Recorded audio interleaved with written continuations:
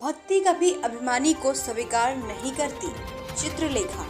नमस्कार, आप देख रहे हैं आर्य प्रयास। मैं हूं आस्था। सुल्तानपुर जिले के कुड़वार ब्लॉक अंतर्गत पूरे लदई में आयोजित श्रीमद् भागवत कथा के दौरान कथा व्यास चित्रलेखा ने गुरुवार को व्यासपीठ से कथा का रसपान कराते हुए कहा कि वैसे तो भक्ति में अभिमान का कोई स्थान नहीं है। भक्ति कभी अभिमानी को स्वीकार नहीं करती। उन्होंने भगवान श्री कृष्ण की लीला का वर्णन करते हुए भक्तों को वाभिभोर कर दिया। उन्होंने कहा कि सभी रंगों में काला रंग एक ऐसा है जो सब पर भारी है। काले रंग में सभी रंग मिलकर काले हो जाते हैं। उसी प्रकार कन्हैया भी जो सभी के प्रिय हैं। कहा कि कन्हैया को मानना आसान नहीं है।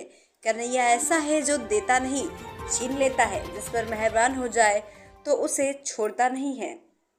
भाजपा नेता रामचंद्र मिश्र के संयोजन में चल रही श्रीमद् भागवत कथा कुड़वार ब्लॉक के पूरे लदई बहमपुर में आयोजित श्रीमद् भागवत कथा व्यास चित्रलेखा की ओर से गाए गए भजन पर श्रोता झूम उठे। उन्होंने भागवत श्री कृष्ण के गोकुल से मथुरा जाने का वृतांत सुनाया। कंसवध का वर्णन सुनाकर सभी को वाभिभोर कर दिया।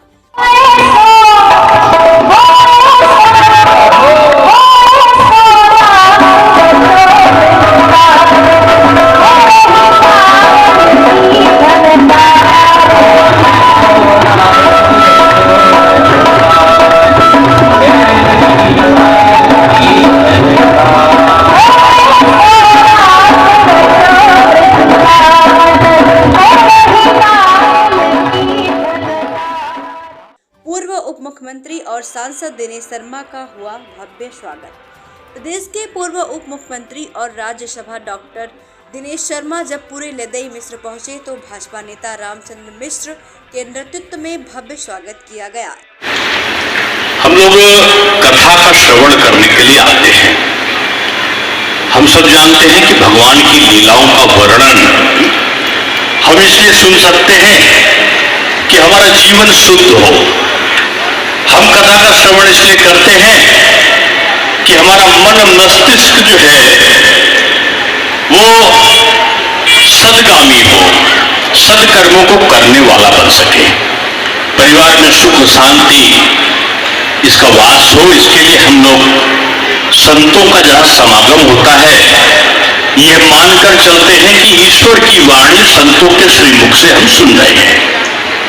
साध्वी चित्रलेखा जी के बारे में आप सबको बताने की जरूरत नहीं है।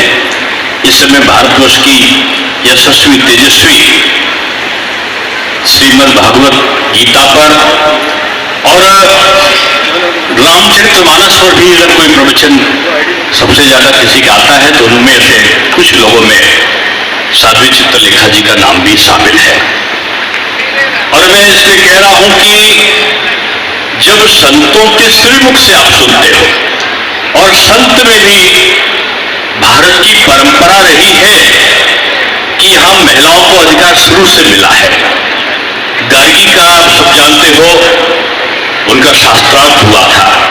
मैत्रेय के बारे में हम सब लोग जानते हैं। और सीता जी का अपमान हुआ तो एक लखपुर सवल लखनाती जय के घर में दिया न पाती। रावण के संपूर्ण वंश का नाश हो गया।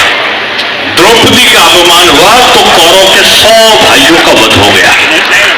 इसलिए इस भारत भूमि में नारी का सम्मान यही नहीं है। नारी का सम्मान आदरणीय साध्वी जी आ गई है और मेरा पहला अवसर इनको सुनने का है। और मैं इतना कह सकता हूं कि नारी का जो सम्मान है वो इस पृथ्वी पर नहीं, स्वर्गलोक पर भी है, देवलोक पर भी है। सीता पहले राम बाद में, गौरी पहले शंकर बाद में, उमा पहले शंकर बाद में, राधे पहले कृष्ण बाद में। ये परंपराओं में हमारी भारत की जो संस्कृति है उसके मूल में नारी का सम्मान बसा हुआ है। और इसीलिए भारत जो है एक ऐसा देश है जो अपनी पुरातन संस्कृतियों को नहीं भूल पाया है। यहाँ आक्रांता आए, कभी मुगल आए, कभी यूनानी आए, कभी फ्रांसीसी आए, कभी पुर्तगाली आए, कभी अंग्रेज आए, हिंदुस्तान को लूटा नोचा खसोटा बर्बाद किया और चले गए। एक चीज नहीं संस्कृति और भारत की परंपरा है। और इस भारत की संस्कृति और परंपरा में आप जानते हो कि हमारे नालंदा और तक्षशिला विश्वविद्यालय आज से हजारों साल पहले थे। मुगलों ने उस पर आग लगा दी, लेकिन यहाँ के जो ब्राह्मण थे, यहाँ के जो विद्वान थे, उन्होंने शास्त्रों को कंठस्थ कर लिया और उनका पुनर्लेखन किया। और आज जब हम साध्वी जी के श्रीमुख से उन प्रवचनों को सुनते हैं तो हम श्री कृष्ण की गीता का उपदेश पाते हैं कि कैसे संचालन जीवन का हो और हम श्रेष्ठ कैसे बने। जब त्रेता युग था तब शत्रु पक्ष में भी मर्यादा हुआ करती थी कि रावण युद्ध कर रहा है तो युवा के शाम के समय हमको युद्ध का विराम रहेगा, एक दूसरे के वहां लोग आ सकते हैं। राम जी यज्ञ कर रहे हैं तो रावण को पुरोहित बना रहे, जो उन्हीं का दुश्मन है, उसी पर विजय का यज्ञ के लिए पुरोहित भी रावण उनका हो गया। ये त्रेता युग था और त्रेता युग में मान्यताएं शत्रु और मित्र पक्ष दोनों में थी। लेकिन जब द्वापर युग आया तब शत्रु और पक्ष में इनमें विसंगतियां उत्पन्न हुई। तब कृष्ण को असत्य पर सत्य की जीत के लिए करो मरो या नरो कुंजरो, कि गज है तो मरा है, वो कुंजर है या नर है, पता नहीं का शब्द का वाक्य करना पड़ा। इसलिए आज का कथानक साध्वी जी के श्रीमुख से आप सुनेंगे।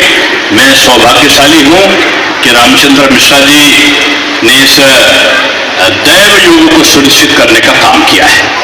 मेरा कोटि कोटि भूरि भूर साधुवाद उनको है, इस क्षेत्र की सौभाग्यशाली जनता को है जो लगातार कथा का श्रवण कर रहे हैं। केवल कथा का श्रवण नहीं करिए, अपने अंदर अंतर मन में उसको उतारिए, अपने जीवन की दिनचर्या में इसको उतारिए और देखिए आपका जीवन अलग से बदल जाता है।